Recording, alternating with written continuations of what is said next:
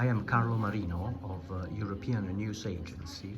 I have the honor to have Gulnoza Said of the Committee for the Protection of Journalists. I'd like to put her a question.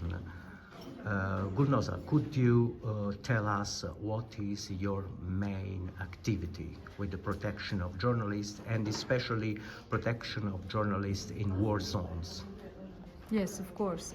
The Committee to Protect Journalists is an international non-governmental organization based in New York, and we work on press freedom, and we advocate for greater press freedom and journalist safety. Providing journalists who work in Ukraine, in the war zone, with the most up-to-date information about their safety, with assistance, both financial and non-financial assistance, is one of the biggest areas of our work, especially since the full-scale invasion of Ukraine by Russia that started on February 24th.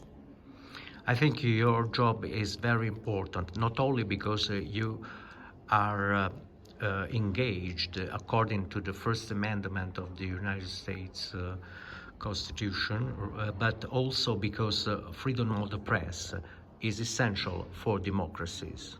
Absolutely. And we have been working on Ukraine, among other countries, for many years, practically ever since the committee was created in 1981. At the time, of course, Ukraine was part of the Soviet Union, but then after the collapse of the Soviet Empire, when these countries became independent, we advocated for greater press freedom. And Ukraine had a very robust media environment before the full-scale invasion. Of course, there have been certain issues, for example, the coverage of corruption, which remains one of the biggest problems in Ukraine, was a dangerous assignment.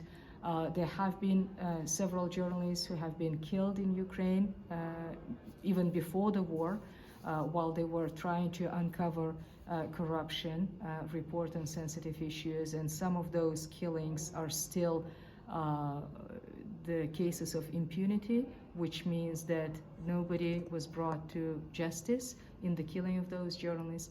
And of course, since the full-scale invasion, at least 12 journalists have been killed on line of duty.